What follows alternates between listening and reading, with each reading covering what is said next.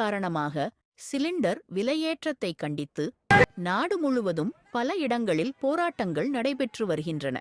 இந்த போராட்டத்தில் காங்கிரஸ் தொண்டர் ஒருவர் உயிரிழந்த சம்பவம் அதிர்ச்சியை ஏற்படுத்தியுள்ளது.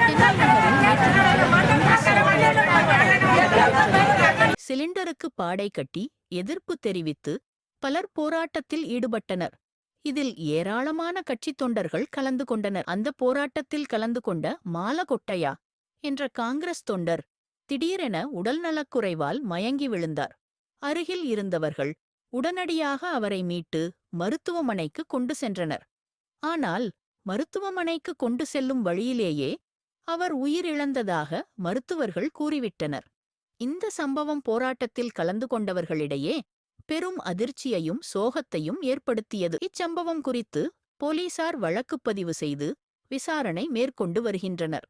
இந்த சம்பவம் தொடர்பாக பலரும் இரங்கல் தெரிவித்து வருகின்றனர்.